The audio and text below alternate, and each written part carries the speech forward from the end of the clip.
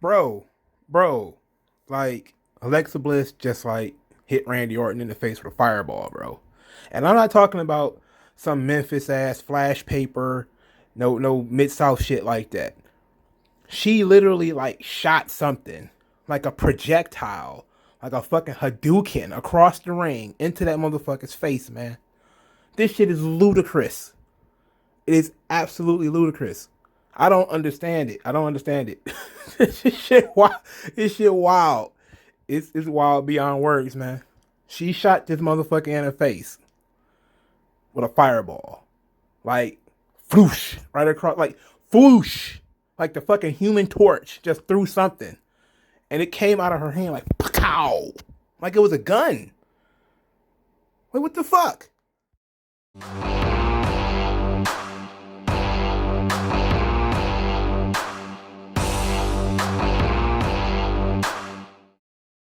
All right, man. All right, so Triple H starts off Raw, and he's coming out there. He doesn't even really even get to say what he came out there for. We don't even know why Triple H was there. If we being honest, we don't even know why Triple H is there. He's supposed to be there in a quote unquote official capacity, but we didn't even get to understand why. Because as soon as he came out there, him and Randy Orton got into it. So Randy Orton is like, "Oh yeah, I'm supposed to have this match with Drew McIntyre, and it's not gonna happen." And Triple H is like, "Yeah, yeah, it's not gonna happen because Drew got the Rona, so it's not about to happen." And so Triple H and Randy Orton was like, "Look, just give me the title, then. Unless you just give me the title." And Triple H is like, "No, if you want the title, you got to win the Royal Rumble." And so they kind of go back and forth a little bit. And then he says that, he understands why. Triple H is like, "I understand why you burn the Fiend. I understand that. The Fiend is on. It was in your way. It benefits you to set the Fiend on fire. We do what benefits us. That's kind of what I taught you. That makes sense. But it doesn't benefit you to bully the legends. The kicking Ric Flair in the head, all this stuff. None of that stuff benefits you. How do you benefit from that?" And Randy Orton's just basically like, "I do what I want, dog." Like I do what I want. Like, so, so Triple H says he's like a prick. Like, "You're just a selfish prick." They just want to drop that word, adult content. So, Randy Orton, Triple H is like, Randy Orton's not a legend. He's not a real champion. He's not a real legend. He's just a selfish prick. And Randy Orton's like, "I am a legend, as a matter of fact." But, he kind of weaved in there. He kind of said, "Well, why don't you fight me then? You're a legend, fight me." And Triple H was like, "No, I'm not going to fight you. You know damn well, we don't give people what they want. We do what we want." So then Randy Orton kind of goads him, like, yeah, so Stephanie's not here, and you haven't been able to get her balls out of your purse. I mean, her balls out of your purse, your balls out of her purse. That would be a weird situation if her balls is in the purse. Anyway, so Triple H gets upset because his pride has been wounded. So he punches young Randall out, and Randall, of course, takes a huge bump and says, I take that as a yes." So that's the setup. It was really intense. I really enjoyed that. I like how Triple H does his promos. Yes, they're a little too long. I don't know how long this promo was. It was too long. It was very long-winded, but it was still kind of good. It was still pretty good. It was still meaty. There was still a lot there. It wasn't, it didn't feel like it was a lot of fluff coming from either one of them, even though it was kind of fluffy because they did kind of go over what happened the previous week and all that type of stuff, but I get it.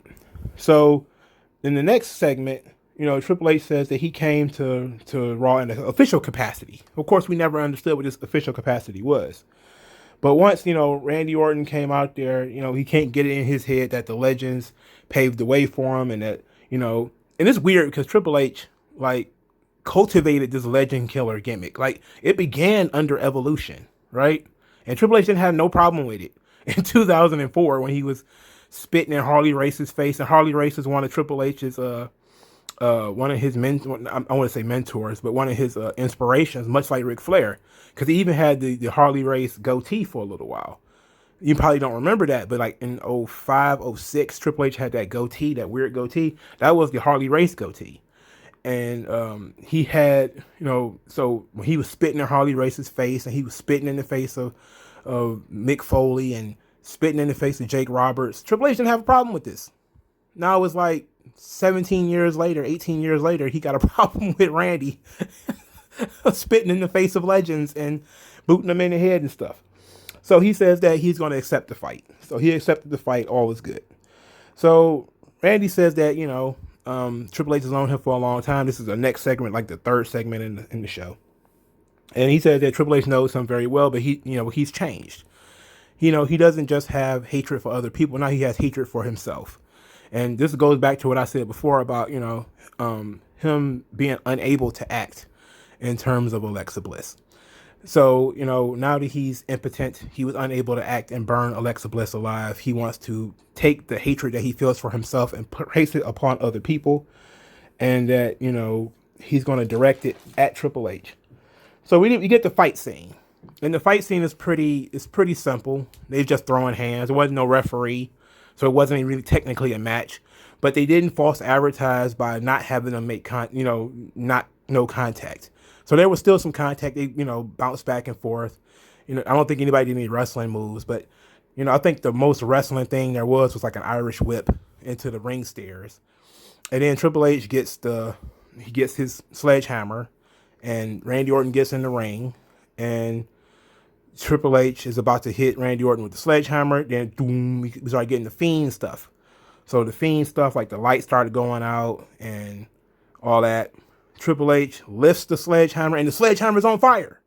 And I was like, oh, okay. That's interesting. Then the lights go out. And then when the spotlight comes on, Triple H is gone. And Randy is looking around. He finds Alexa Bliss over here in this corner. And in the background, you can hear like this really demonic, twisted version of the Firefly Funhouse thing.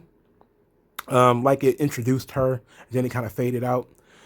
And then, she's kind of standing there, and Randy's staring at her, and she's staring at Randy, and she's staring at her. And she took like 3 steps, and then whoosh, like fireballs just like fired across the ring and hit Randy in the face. And he started flopping all over the ground, and he was even standing up at one point. like it was insane. It was insane. This is insane stuff. They're going too far. Okay, they are going too far. Look, flash paper, fire, stuff like that. I'm okay with the fire, right? But the flash paper is fine. I don't know how I feel about full-on projectiles, though, dog. I don't know how I feel about that one, because I definitely had a problem with Matt Hardy, with the Roman candles, and and I was like, man, that just looks so stupid. And this is like full production value. We didn't get to see what she had in her hand. So we don't know if we're supposed to believe she's throwing Hadoukens.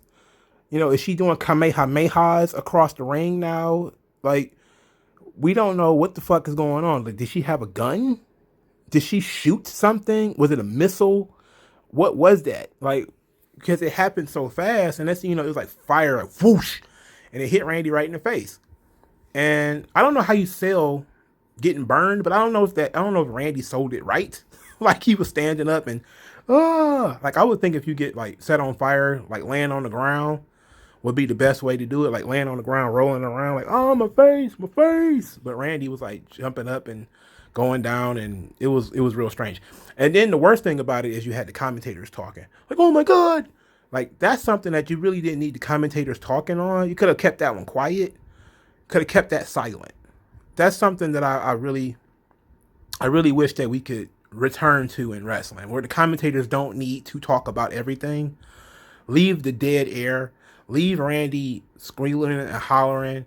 Maybe get some referees to run down to the ring to see what was going on. Why is this happening? And that's my only criticism. Is that one? I got 3 criticisms. One, if it was flash paper or a lighter or something like that, it would have made more sense, because then we could have saw she was igniting something. In this situation, it seemed like she just shot him, and I don't know about that one, dog. I don't know about that. 2, Randy selling I don't know how you sell being burned. Like, I really don't. But he took a flat back bump, and then he, rolled around on the ground for a little bit, and then he grabbed the ropes, and then but he still was holding his face the whole time. And the third thing was the commentators talking. Now, of those three things, the commentators talking to me is the most egregious because they are ruining the moment, right? With their bullshit banter. We don't need that. I don't know how you sell being shot in the face. I just don't know how you sell that. Outside of being on the ground, I don't see. But in old fire segments, they would do that. They would go to the ground and cover their face and just basically stay there, right? And then there would be referees and stuff. It would be enough chaos going around that you would ignore like the phoniness of it. But in this situation, there's nobody else in the ring.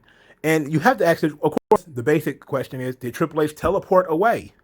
Did Triple H get eaten by the Fiend? What happened to Triple H? Where did Triple H go? Are we going to have Triple H tweeting like, I'm all right, guys, thumbs up? I don't know. Is he going to explain to us where he went? I don't know. And that's another thing that I'm kind of stupefied by. Like, is you had Triple H disappear. Where did Triple H go? so I don't know, man. I think, I don't know. I'm on the borderline on this one. It was a sick segment. It was a shocking segment. They are doing fantastic stuff when it comes to surprises. I'm just not sure if we're going way beyond the realm of believability. Like, the Fiend stuff is just beyond. It's cartoon stuff. It doesn't matter. Like, we're not doing anything legitimate here. We're playing with fire, which is fine. As long as I can accept that it's not believable, okay. But I don't know if Alexa Bliss going like full Iron Man with like photon bullets and shit like that is the right way to go. As far as a wrestling show is concerned, I don't know, man. But it was a cool visual. I watched it 7 times. Like, by the time Steve Austin came on the screen, I had watched it 7 times. I kept rewinding it because I couldn't believe what I saw. And it's not the first time I've ever seen somebody get burned. Right? I've seen the flash paper joint 100,000 times. I've seen the flash paper joint. But this time, it wasn't flash paper. It was like a shotgun or something. I have no idea what that was. And I'm on the fence. I'm on the fence about whether I really liked it or not. So, where do we go from here? Clearly, Randy Orton has to be blind, right? He's got shot in the face with a fireball. He's got to be blind. So, how long is he going to be blind? And that's the question. And a lot of people feel a certain way about blinding. I remember, we watch ECW documentaries or World Class or, different Mid-South. And people will always say, like, the blinding angles are always too far because nobody believes that you're really blind. And that's true. Because they talked about in ECW as well that when they did the cigarette in the eyeball for the Sandman, he had to really sell it by staying home for people to believe that he was really blind. Otherwise, people would have just been like, this is some Memphis shit. Because they've done the fireball so many times. Just about every promotion has done the fireball 100 times. Everyone. Except AEW so far. AEW hasn't done the fireball yet. But every other promotion, I believe, has done the fireball numerous times. And it gets weaker and weaker each time. And since one of my favorite fireball segments is actually the Undertaker segment. Undertaker and Mankind. I believe Paul Bearer burned Undertaker's face. And I think they did it. They had the match at the Revenge of the Taker. Taker was the champion at the time. And they did the flash paper joint. Whoosh! And Undertaker had like a burned face for Revenge of the Taker. But it didn't last that long. It was like a month, maybe. A month and a half. I know WWE has done flash paper joints after that. But that's the most memorable one to me. Is, the Undertaker, Mick Foley, Paul Bearer thing. So this is actually pretty new. Now, if we can get something cool like Randy Orton wearing a cool mask or something like that, that would be badass. But I don't think they would want to cover Randy Orton's face, But I like that idea. Like, we're gonna bandage up Randy Orton's face so he looks like Hush or the Unknown Soldier from DC, the DC Comics, or like I'm about to drop all my nerd shit. Shishio from Rurouni Kenshin. All the burned and zombified, head wrapped motherfuckers. If we can get like Randy Orton in like a face wrap, that would be badass. Like a mummy from a movie, because he doesn't have any hair. So you could just like wrap his face in H bandages, or not? Are they H bandages? Yeah, you just wrap his face in like those white bandages around his head and stuff, and he just like performs like that, and that would be sick. That would be sick. That would be lit. That would be lit as fuck. So I don't know, man. I'm legit stupefied by the fire thing. Psychologically, it makes sense. You have a situation where Randy Orton is, angered by himself for not setting Alexa Bliss on fire. But then we see when the roles are reversed, Alexa Bliss doesn't have any problem burning Randy Orton. So she has the ability to act. He doesn't. He couldn't do what she was able to do. And of course, she was being asked to do. He was, being demanded to do it. And he has a conscience. He was being merciful, and Alexa Bliss was not. So we're seeing the psychology of the two characters, that one of them is vicious and relentless, but ultimately has a limit, while Alexa Bliss is cold.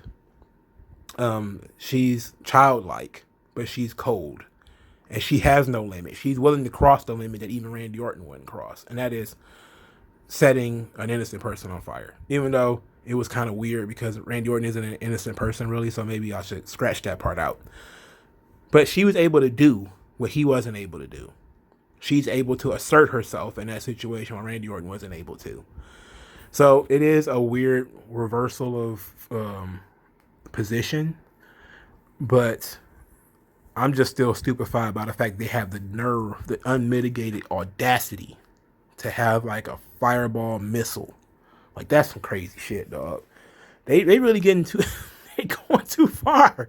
They going too far. I fucking love fire angles. I don't mind the fire angle. I don't mind the blind angle. I'm cool with that. That's part of wrestling. Now, what WWE is doing is they're seemingly taking these old ass ideas and adding their fresh new production value to it. So it comes across as very movie-esque, where, and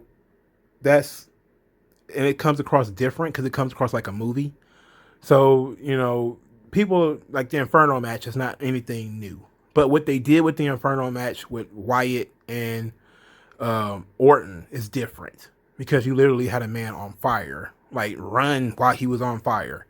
And then in this situation, they could have just done the flash paper, which would have been perfectly fine and perfectly acceptable. They took it to the next level and had her shoot a fireball from her hands. And it's like, okay. Like, okay. So they're taking old concepts, putting a new spin on it. And that's fine. I'm okay with that. But let me know what you guys think in the comment section below. This shit was wild, dog. It was wild. Like this video. Help this channel grow by using the hashtag 3count commentaries and trying to get more attention to this channel. If you want to send some money, please do. I'm always open to money. And I'll talk to you guys later, and I thank you for your time.